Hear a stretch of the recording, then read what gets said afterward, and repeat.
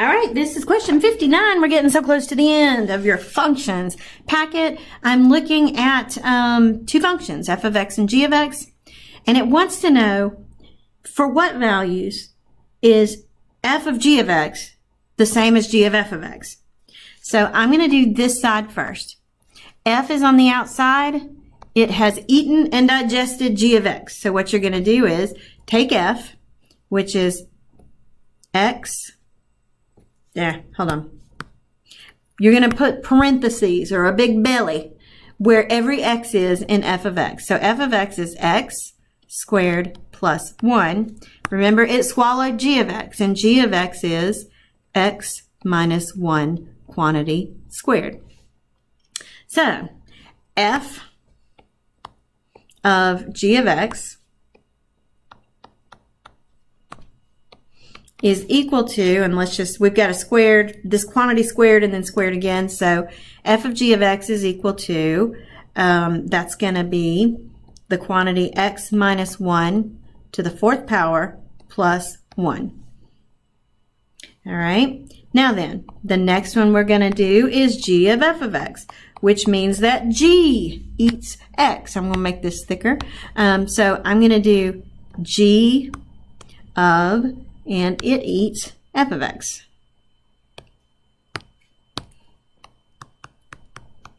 Okay, and that's going to be equal to,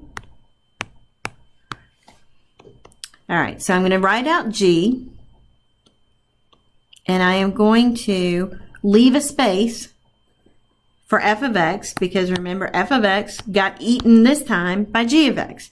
And I'm going to plug in f of x right here, x squared plus 1.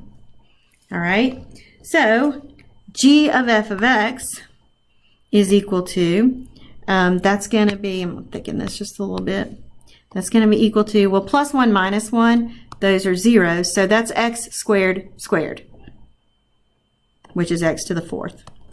So g of f of x is going to equal to x to the 4th. So what you're going to have to do is this, and I'm just going to use my calculator. I'm going to plug into the calculator those two equations. So I'm going to go here. I'm going to do new, and I'm just going to put this in, and I'm going to make this one, if there is a purple somewhere, there is, because that's as close to purple as we're going to get. And I'm going to type in the quantity x minus 1 to the 4th, quantity x minus 1 to the power of 4, plus 1. Okay, that's the purple one. And then I'm going to do g of f of x. And that's going to be my dark green, and that's x to the 4th power. All right. Now all I'm going to do is take a look at the table. Remember that, I'm going to have to type this in again, I think. Let me see. The reason I say that is I can't see my solutions. And if I can't see them from here, I have to, well, see, I'm going to stutter through this. I'm going to get through it. If I can't see my solutions, I don't know what steps I need to put into the calculator. So, all right, I'm right here. Yay, I got it back. Okay.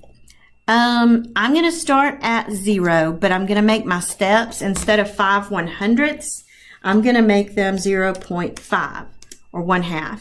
Okay, because it's asking me, are they the same at 1 and 1/2? So at 1, they are the same at 1, and at 1/2, they are not the same. So A is not the answer. B, it asks about -1, so let's head back there. Nope, not the same at -1, and so B is not correct.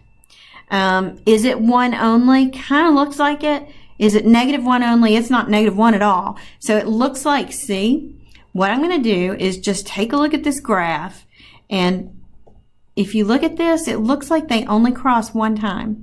And if you want to, you can zoom out and just see, are they always like one inside the other? And yep, it appears that they are. So that answer then is C.